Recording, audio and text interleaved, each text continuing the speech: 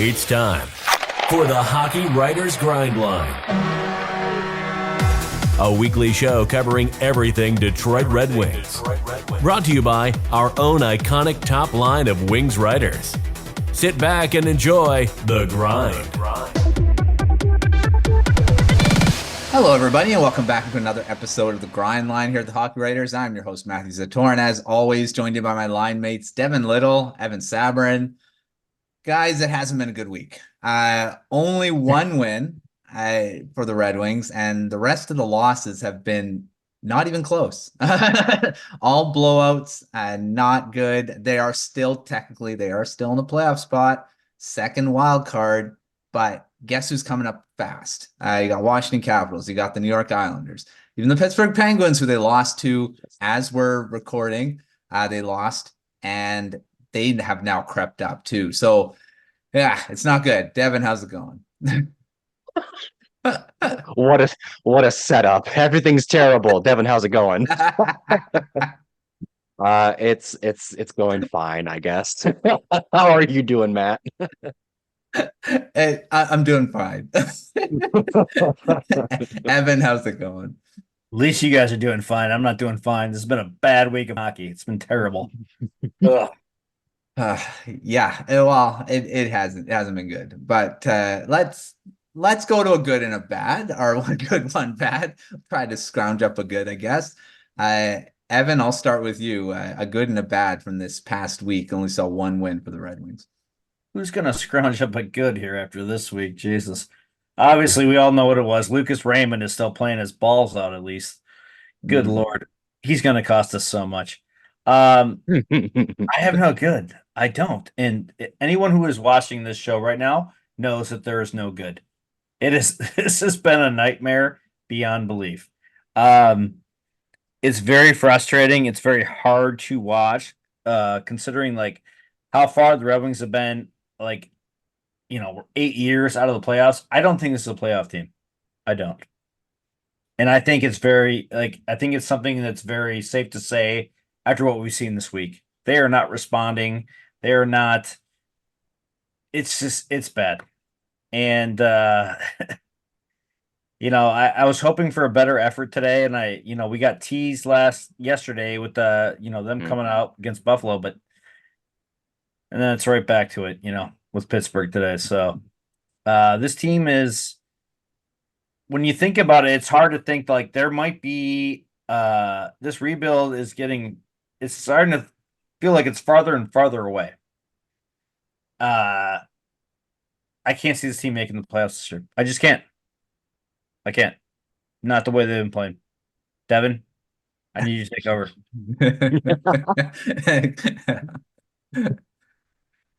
Well, it's like the second time I've been set up with everything's awful. What do you have to say, Devin? That's the theme of this episode. I will try to lighten the mood. Evan did hit on one, like the overarching good right now is Lucas Reimer. He's taken another step. He's at another level right now. I think if you're talking about who the best player on the team is right now, it's Reimer. Even when you add Larkin back into the team, I think you can still make an argument for Reimer, and that speaks volumes to just the progress that he's had this year. I will highlight one other thing, because Lord knows the comment section is going to light us up if we don't mention it. James Reimer had a good game against the Buffalo Sabres. Good for him. Good to see the goalies. Good to see a goalie make some stops. Yeah, good for Reimer. Still don't trust him though. My one bad is actually I'll go to his counterpart, Alex Lyon, who has now allowed 4 goals or more in 6 of his last 7 starts. He is doing the Ville Husso of last year and the Alex Nedeljkovic of the year prior. I don't know what curse the Red Wings have incurred, but seems like they go into a season with a 1A, 1B, in this case 1C situation. They have one guy who does well for like basically through the winter, and then once spring starts to come around, nobody's stopping the puck. And it's it's a detriment. It speaks volumes that like it's not just Lyon too, right? Like that goes back to when Jeff Blash was still the coach. There's something in the water in Detroit right now where the defense doesn't help the goalie and the goalie can't stop the puck. And until that gets figured out, we're gonna be stuck singing this tune around March and April. So as incredible as it is that the Red Wings still are in a playoff spot, until they can figure out how to keep the puck out of their own net. Yeah, like Devin said, they're not a playoff team, and if they are, they'll probably be the first team to get bounced out. Especially if they stay in the last wild card spot and have to face the Florida Panthers in the first round, or the Boston Bruins in the first round, or the Rangers. Like these are all tough good teams, and it's not going to be fun. In that first, it'll probably be a sweep, especially if they play like this. I don't have anything really to add. I mean, you're allowing 4+ goals a game, except for that Sabres game. You're really not asking for a win. I mean, you have to outscore yourself. And they were doing that earlier in the season where they're outscoring their problems, but not able to do that right now. And without your top scorer and without your best player, it's even tougher to do. It's not a recipe for success, that's for sure. All right. Well, on that note, let's talk about Steve Yzerman a bit more and the Yzerplan, which we've talked about at length since he's become GM. I'll start with you, Evan, because you were the one that brought this to the table. The state of the Yzerplan right now. How do you feel about the progress that it has, right? Hoping it to come to fruition at some point. Here's the thing with me and the Yzerplan. I was looking at this the other day, thinking about this the other day. There is no GM in all the professional sports who has a longer leash than Steve Yzerman. Yeah. Steve Yzerman is a god in Detroit. He can do no wrong. But we got to start looking at some of the moves. We have to. And it's hard because it's like, oh, we love him so much, so you can't question, Steve Yzerman, like the great. Mm-hmm. But at some point, some of these moves have not panned out. Mm-hmm. And this team, they're not ready to like compete, like get to the Western Conference like finals compete. But the moves that he has made have handicapped the team a little. Mm-hmm. And he always wants to, build through the draft. And we're getting there, but this is 5 years plus. We should not be in this position. We shouldn't. Mm-hmm. When you think about the moves that he has made, free agent wise, Ben Sherratt. Okay, Ben Sherratt's been awful. Jeff Petrie, not good. Andrew Kopp. Come on. I mean, we're not paying him to be a third line center. It's just it hasn't worked out, but like we're still giving him the benefit of the doubt. We still are because it's Steve Yzerman. It's hard because we want to see accountability, but like this team is just not. It's not there. This losing streak. The biggest thing with the playoff team, a team that wants to be a playoff team, has to show consistency. This team has only been the worst team this season in the NHL as far as showing consistency. Mm-hmm. Up and down, up and down. We're beating Stanley Cup teams, or we're beating the Florida Panthers, we're beating Colorado Avalanche, and a week later we're getting blown out by the Arizona Coyotes. And it's just you have to be consistent more. This team has got it. And the part that scares me the most that I reached out to you guys about, I need to see more consistency. I do. Mm-hmm. Because it's just hard going back and forth. This team is not there. It's not ready. Mm. It's not ready. And the more that like this season that we've always talked about Evansson getting called up and like we need those guys up and whatever, like more and more that I watch this, like I think that Yzerman does not want to waste his ELC. Mm. I think that's his biggest concern right now is wasting ELCs because this team's not ready. It's not ready. And everybody who's a Red Wings fan knows this. Mm-hmm. Hand it over to you, Devin. What do you think about the Yzerplan at this point? Yeah. Sorry. Yeah, I like Evan said, Yzerman might be the most unique general manager in the league because he's a franchise legend. His number hangs in the rafters, right? There's a big mural of him when you walk into Little Caesars Arena. Like Evan said, he's a god around here. Um, and when you bring up the timeline of how long he's been at it and how long he's been in his position, a lot of people are quick to push back and say, well, he inherited nothing, right? Ken Holland had this place stripped to the bone, basically, and Yzerman had to build it from scratch.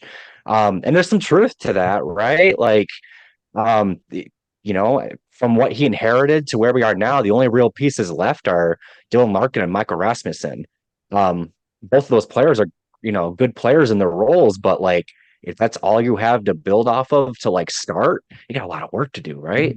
But I guess where I'm going with this is I remember talking about this 2-3 years ago. And we said that we acknowledge Yzerman has an abnormally long leash for a variety of reasons.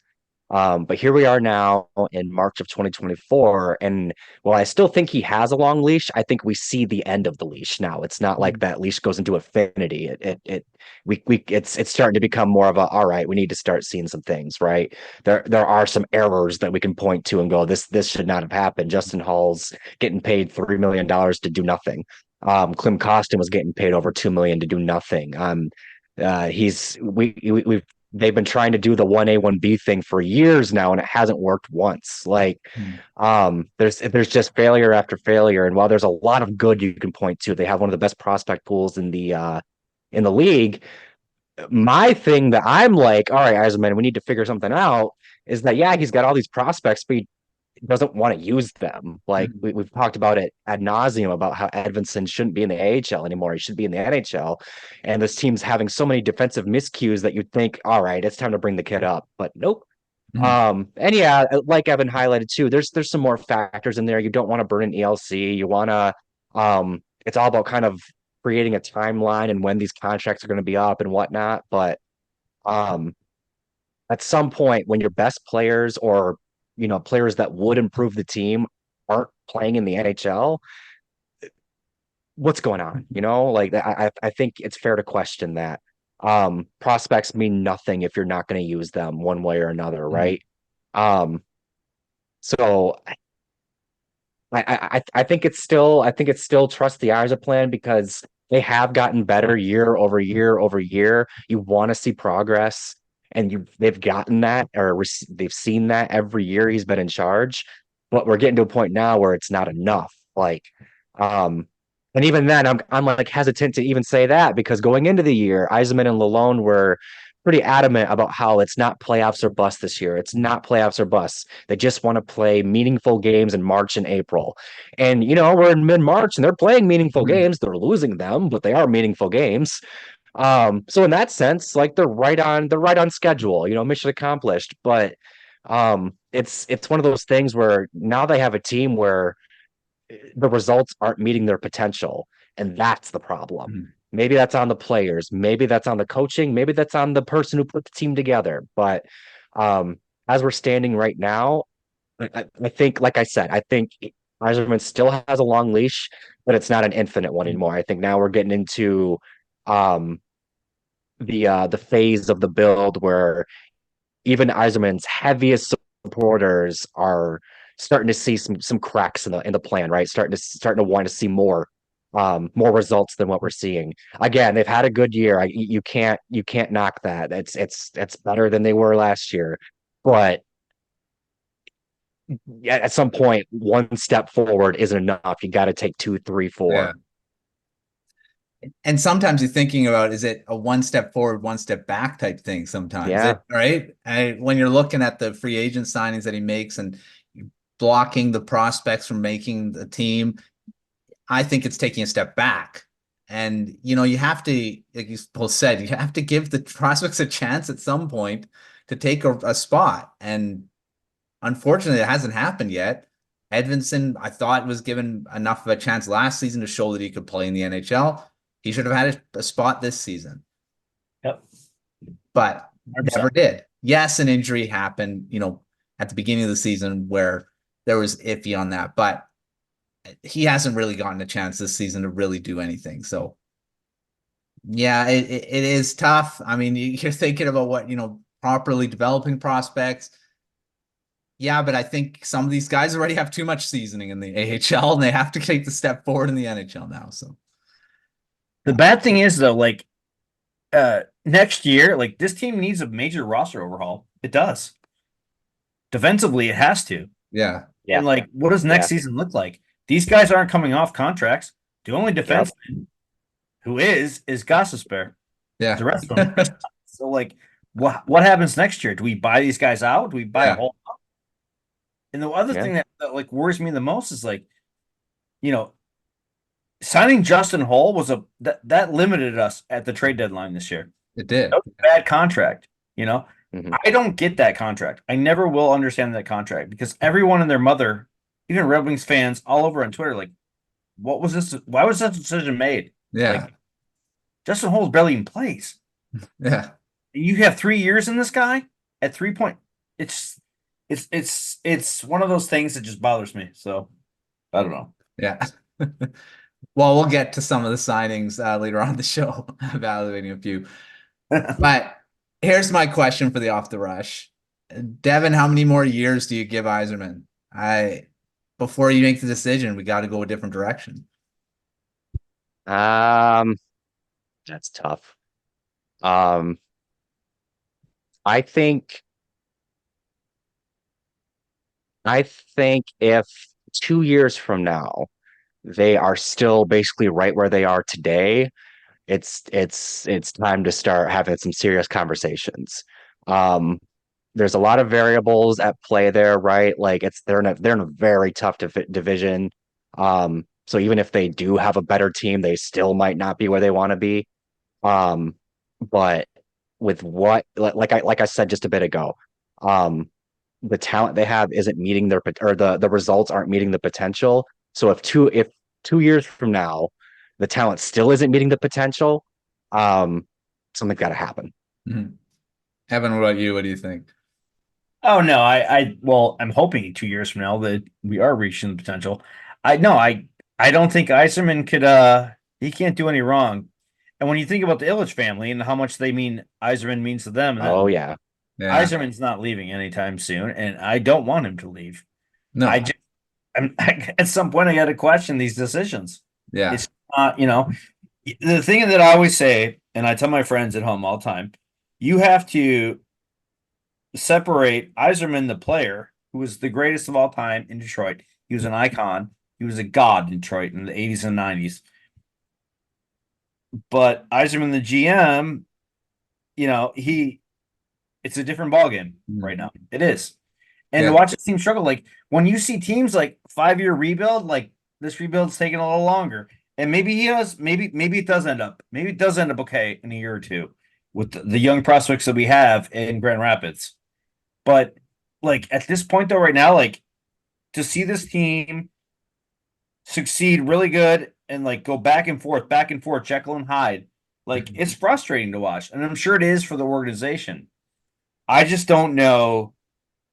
Like, it's hard to see what his end game is because he keeps everything close to the vest.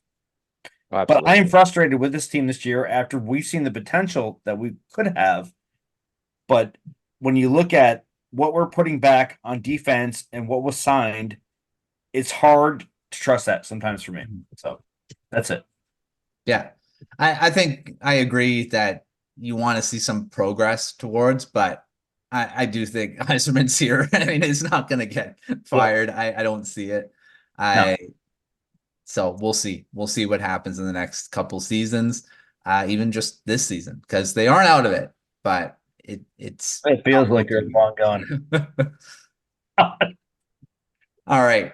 Before we move on to our next part of the show, got to pay the bills and talk about our Substack here at the Hockey Writers. A great newsletter that you can get in your inbox 3 times a week with all the best Red Wings articles that you can get at thehockeywriters.com. Also got the premium tier with exclusive articles coming at you, game day previews, opinion articles, bunch of fun stuff there. So take a look at that. I also get access to all the premium content here at the Hockey Writers Substack. So take a look at the link below to get more. All right, let's get into evaluating some free agent signings that we've been talking about a few times here already. Talk about a few names. I want to start. Let's start with Justin Holl because we already talked about him a bit. Devin, what do you think about that signing? Now that we're almost at the end of the season, he hasn't played a lot, getting paid a lot. Has it panned out? It's an obvious answer, but Yeah. It's almost kind of sad because I remember like the first month or so of the season, Hall actually looked pretty good. Um, and I remember people were, dunking on Maple Leafs fans that like the Red Wings had cured him and fixed him and things were good and blah blah blah blah blah. And now here we are, and turns out the Maple Leafs fans were right. He is not great. Um, He's a pylon. yeah. And the thing is like I said, it'd be one like let's be real. He's his equivalent to last year's team is Gus Lindstrom, and the thing about Lindstrom is that he wasn't making $3 million no. to play every now and then. I'd rather have a Gus Lindstrom on the team who's making less than $1 million who plays every now and then than a Justin Hall who signed for 2 more years after this season and is making north of 3 million to do nothing. So um, it's it's not the worst deal I've ever seen. Like there have been way bigger blunders in the NHL's history since the salary cap was implemented, but I dare say this is probably Yzerman's worst deal he signed, just because of how little Hall brings to the table in terms of an already shaky defense. 37 games, 5 assists, and a +8. Surprised to see the +8, but he's only played 37 games.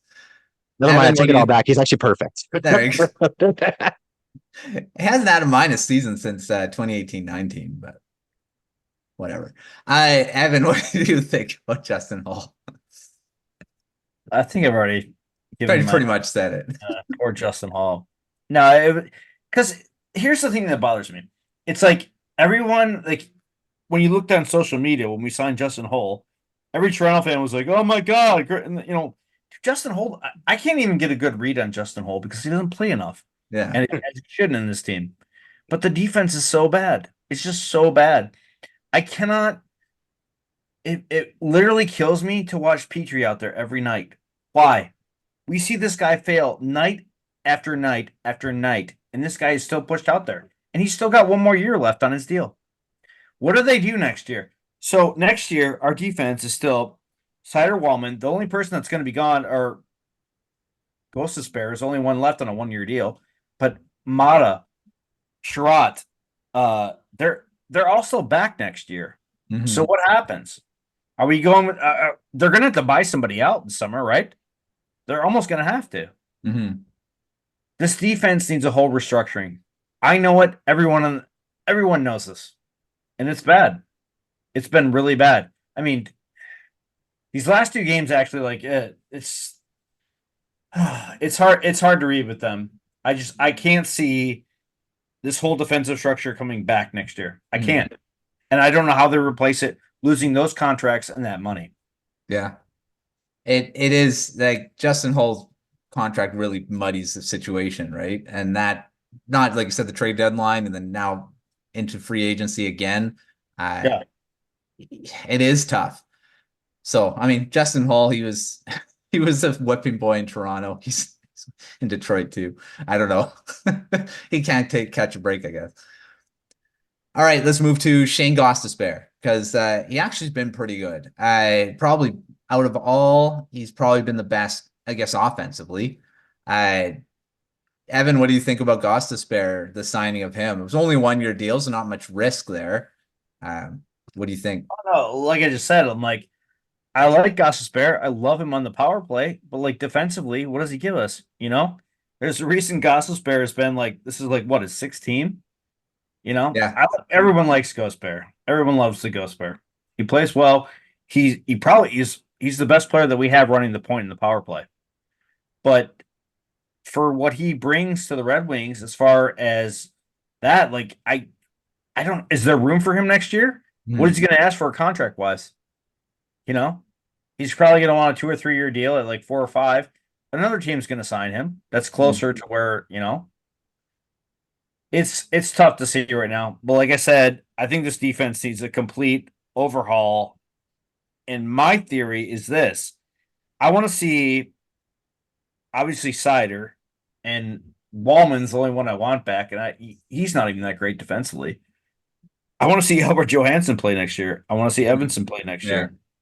Those are the guys. Like, if Yzerman said that we didn't need to make a deal at the deadline because we have these same players that we could have had in Grand Rapids, then let them play. Yeah. Because you can't tell me that Albert Johansson is not better than Jeff Petrie or Ben Sherratt. Yeah. I know for a fact. So they're obviously on cheaper deals, but like Sherratt's here for what? 2 more years? Petrie's got another year. It's very hard to figure out how they're gonna manipulate through this. Yeah. Right? It is. And like you say, Gostisbehere's probably not coming back, especially if we want to change the defense a bit. So, those signings really haven't. I mean, Gostisbehere's worked offensively, but nothing much more.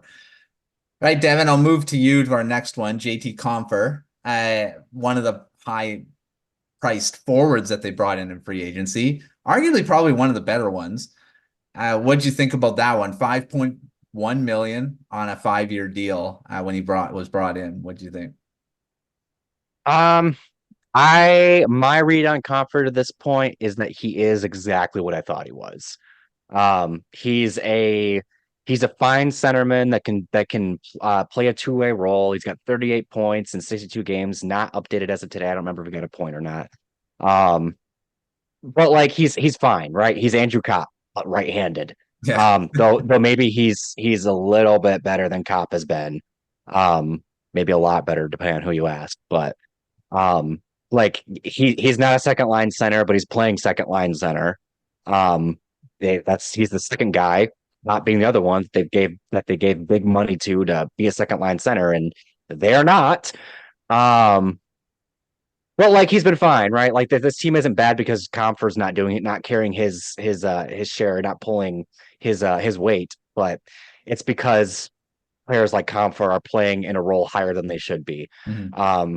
I to use Compher as a launching point, there's a few things that this team needs, but one of them is still a bona fide second line centerman to complement Larkin. I've liked his chemistry with Patrick Kane and Alex DeBrincat, but we don't even know if Patrick Kane's going to be around past this season. Mm-hmm. But ideally, Compher is your third line center, your 3C. So he's been fine, miscast in his role. Contract doesn't bother me too much. He is what he is, right? I don't think if you've like studied his career to this point, I don't think you should be too surprised by what he's done this season with the Red Wings. Was miscast as a second line center in Colorado. Again, miscast as a second line center in Detroit. He should be a third line center on both teams. And I mean, he's done fine. Like I say, he should be a third line guy, but Detroit needs to get a second line center to do that. So we'll see. Evan, I'll move to you for Daniel Sprong because I know you like him. What about him? Well, it was sad the other night. Like he did throw that terrible pass in the Buffalo game that ended up in a goal, and they benched him. I still like Sprong a lot, and like I said, the guy shoots from everywhere, and he shot from everywhere the other yesterday and scored that crappy goal at the end. As much as this losing streak has gone on, it's hard to see, like, do we keep him? Does he could get an offer this summer that's probably more than what he's worth. Like Sprong's such a polarizing, interesting character because like all these teams he's been on, he plays low minutes, but like is an effective goal scorer. It's interesting to see what he'll get this summer. I would love for him to come back, and I've said that 100 times on the show. That would be great. I don't know. It's funny to see him, get benched for that one bad play. Yet Petrie and Sherratt serve up pizzas for a living, and they don't get benched. But I like Sprong. I've always been a Daniel Sprong fan. We know that. So it would be great to see him come back. You make a good point of what people will get in the free agent market if he goes to free agency, what teams will give him. And like the Kraken didn't offer him. I don't know if they offered him anything after his 20-goal season. So what is he gonna command in the free agent market? And will the Red Wings be able to afford him with all the stuff they have to do? So yeah, I'd love Sprong back too, because he's such a great player in that middle six area that he can do so much with the low minutes and still be a really good productive scorer, right? So he's he's depth scoring, and you have to figure out what that price is worth. Do the Red Wings want to pay that kind of money for depth scoring? It depends where you're at with where your team's at as far as Sprong. But I love him. I'm a fan. Yeah, we'll see where Sprong goes because I really like him too. All right, next up, we'll talk about Christian Fischer. Part of that really good third, fourth line, whatever they want to call that one, has been really effective in his role. Devin, I'll go to you for Fischer. What do you think about him? For all the times that it seems like Lucas Raymond's the only one who's trying recently without Larkin, I think Christian Fischer's kind of getting overlooked in that sense, and I think that's kind of been the story of his season. He's not putting up gaudy offensive numbers, but he was never going to do that.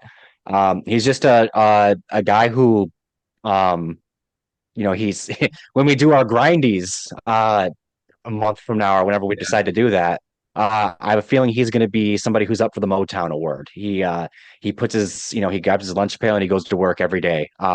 He's kind of that quintessential grinder type of player that's out there just to cycle the puck and make life hard on the opposition and be a high energy player, and he does that on a nightly basis. It's been nice to see him get rewarded lately with a couple of goals in back-to-back games now.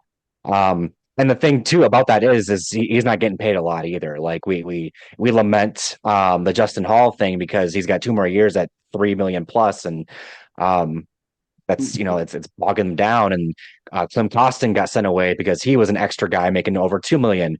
Fischer's not in that boat, and I think he's actually for the role he plays, he's providing good value for the Red Wings. So I've been very pleased with Christian Fischer this year. Well, I think he was probably the most underrated signing. Like I don't think he was really publicized as a big kind of flew under the radar for sure. Yeah. When all the other big signings were going, and Christian Fischer, oh, well, he was signed too. Yeah, and he's arguably been one of the better ones. So you never know with free agents when you sign them how they're going to be, and sometimes the lower end guys are the most impactful, right? He's one of them. Right, Evan, I'll go to Patrick Kane, who was late free agent signing not that long ago, and he's been really good for the Red Wings. But the question is he going to want to return after this season? What do you think of his performance, and do you think he wants to come back? Well, I think we all know that's the $1 million question, and we all do want him back, man. Showtime has been so much fun, this year. Oh, what do we think is going on through his head? Like, does he want to come back? Like, is he frustrated with this team's inconsistency of how we have played? And what does he want? The guy's won 3 Stanley Cups. He's comfortable in Detroit, which he said, a bunch of times. He did play some junior hockey in Detroit. What does he want? Mm-hmm. That's basically what it comes down to. Like, he's still a very effective player. It's amazing to watch him still. The hands are still there. The IQ is still there. But does he want to, we have to figure out where this team is first before, he commits to it. So that's why we were all hoping he would sign, earlier this year. So it's frustrating because we love him, but we don't know what he wants, Does he want to go to a contender next year? Does he want to go on a free agent deal for a cheap free agent deal? Or does he want to stay with this, this team that's still probably 2 or 3 years away? At 30, he's 35, 36. I don't know. It's interesting, but God, Showtime has been pretty fun in Detroit. Yeah. Well, it all depends on how he feels his health is too, I think, too. Yeah. When Teemu Solani had his knee surgery, and it looked like his career was done before that. And then he came back and played, I think, a bunch more seasons after that into his Right. 40s. So you don't know. Kane could actually get a rejuvenation and want to stay in the league a bit more. We'll see. Devin, you have anything to add on Patrick Kane or? Yeah, I think that outside of Raymond and Cider this offseason, I think Kane is like probably the next highest priority in terms of getting them to come back because I do think Kane's done a lot of good things for this team since he joined it. I think Lucas Raymond's ascent this year, there's some credit that's probably due to having Kane around to learn from and just observe and absorb knowledge from. Um, uh, and another year of that definitely wouldn't hurt them, right? And it's also just more star power. We talk about how this team, like one of the fatal flaws of the Red Wings is that they don't have a lot of like star power on their team. And I think Patrick Kane has proven this year that he's still got it. Yeah. If you lose Patrick Kane, you have to try to find a player like that to replace him with. And Patrick Kanes don't grow on trees, especially when you're going to be drafting what 14, 15, 16 overall this year. If they don't make it, higher than that if they do, or lower than that, depending on how you're looking at it. Um, yeah, I do think they need to keep him back, but like Evan said, I think the ball is very much going to be in his court in terms of whether or not it happens. Does he want, it's going to be, does he want a big payday? He's only got a few more years of being able to get a big payday. Does he want to win another Stanley Cup? He's only got a few more years where he can do that. Is he comfortable with waiting in Detroit? Because, like Evan said, it's not going to be next year. It might be in two if a lot of things go right, but Kane's going to be 37 going on 8 and go 37 going on 38 at that point. And how's that hip holding up then, right? Hip gods, willing and all that. But it's a tricky thing. I genuinely think that it's going to come down to whether or not Kane wants to stick around because I think everybody in Detroit's pleased with what they've seen out of him and will want him to stick around. Well, we'll find out that pretty quick, I'm sure, if he wants to come back and or if he wants to find out what else is out there in free agency now that he's healthy. So, and I'm sure a lot of teams will be lining up to get him.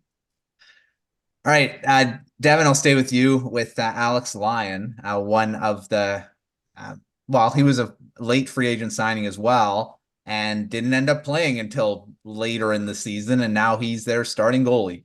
So what did you think about Alex Lyon's performance? Pretty much a roller coaster up and down.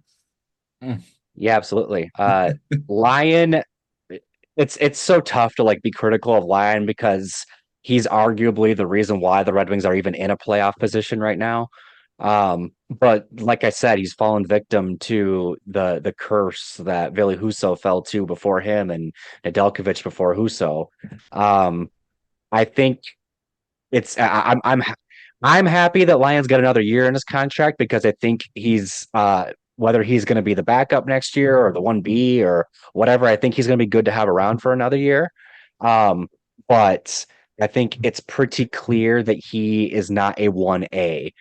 He's not an everyday starter that can play 55 plus games.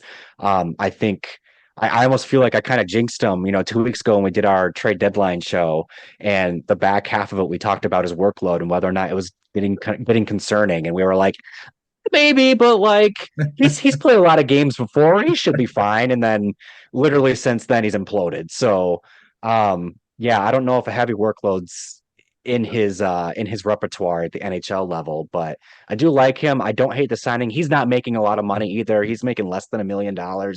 All things considered, you can't be too upset with it. It's just a darn shame that he's repeating the same pattern that the goalies before him have. Unfortunately, just playing too much, and he's ideally a backup that plays. I mean, he could be a 1B. I mean, I think splitting time and even time, but I don't think he's a starter. And he proved that in Florida really too, because once it got into the playoffs, that workload started catching up to him then too. So Yep. Evan will move to the other goaltender that they signed before Alex Lyon, and that was James Reimer. Everyone thought he was going to be the backup, Ugh. He is the backup right now, but I know we've had many discussions about James Reimer on the show. What do you think? Yeah, I gotta be honest. I don't think either of them. Well, Alex Lyon could be back in a backup role next year. I think they're going out. They have to go after a goalie this offseason. Hmm. There's no rhyme or reason. I don't know who it is. like, There's no rhyme or reason. yeah, rhyme or reason. Yeah. And so I have no clue what they're going to do with Huso. Huso's got one more year left, right? It's like he's got 1 year left. It was a 3-year deal. Yes, Yeah. So this yes. is the last year of him. Uh, I think they're going to find somebody in the offseason. And I can't see Reimer back. I can't see, with Lyon back, I don't again, this team has to figure out what they want and what they're going to go forward with. And I can't see if they want to make the playoffs next year, it's not going to be with Alex Lyon. It's definitely not going to be with him. And I I mean, are we that far out of it? Like we're waiting for Kosa 2 more years? Is that where we're at? Hmm. Um, could be. I don't. I definitely think the goaltending situation is a pretty much mess. Hmm. Yeah, it'll be very interesting this offseason to see what they do with that. Yeah. Defense and goaltending. What do you know? Those are the two areas we talked about at the beginning of the season. Still talking about it. 100%. They need to be fixed. They both need to be dealt with. And ideally for a playoff team, Alex Lyon's not your starter. No. And that's where it is right now. So yeah. I think we rode Alex Lyon as long as we could and got the most out of him. And God bless him, he was actually decent, but Yeah. you can see it now. I mean, he's not a one goaltender. He's not a number one. He's just not. He won't be. Defense needs to help him out a bit too. I mean, Oh, for sure. right. I mean, there's so many times where goaltenders look bad on certain teams and they go to another team and all of a sudden they look really good. I've said this on the show before, I think. Yep. Huso's look really good in St. Louis, comes to Detroit, lesser defense, not very good. So, I mean, in St. Louis is good defense in front of him. So, yeah, we'll see. We'll see what happens in that department in the off season. And before we leave, gotta ask you guys, and I'll probably ask this until they're completely out of it, or if they make it.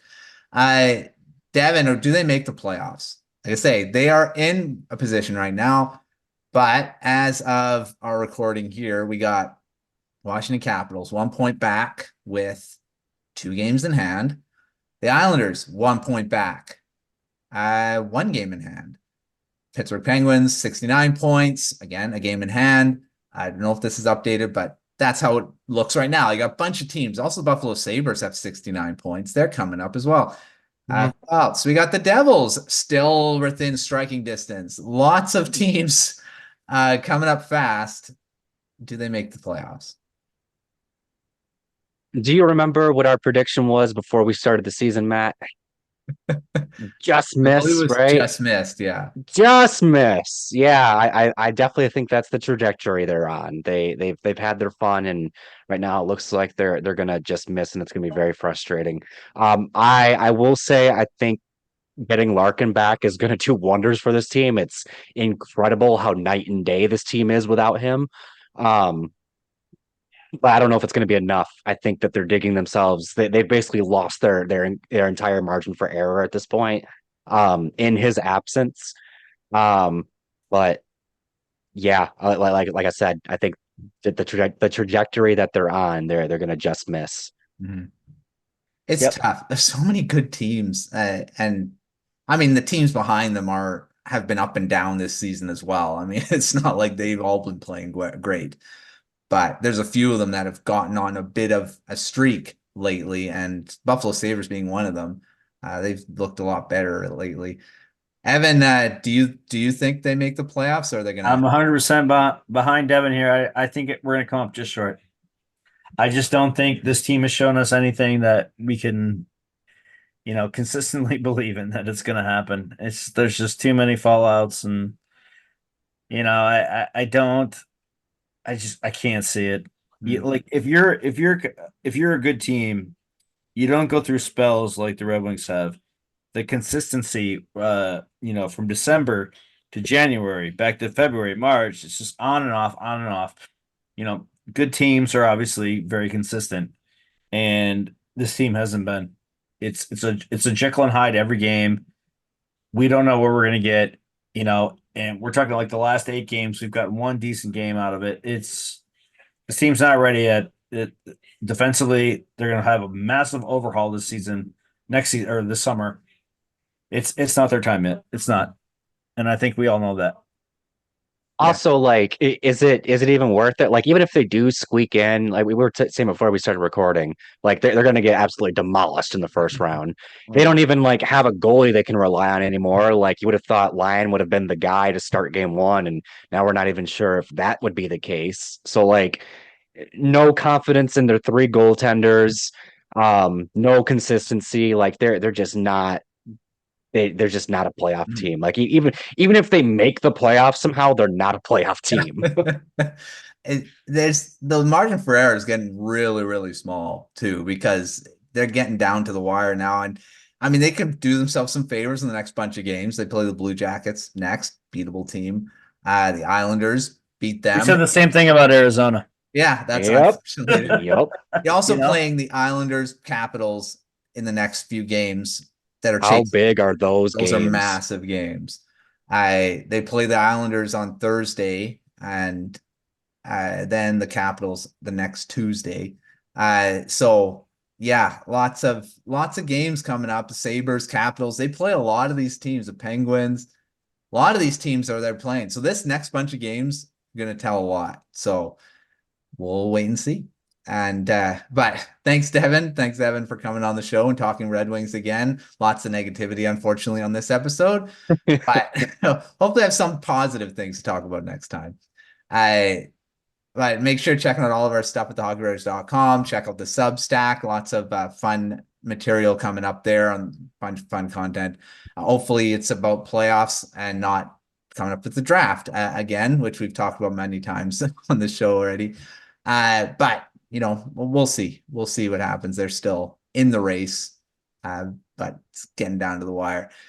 Until next time, we'll see you on another episode of The Grind.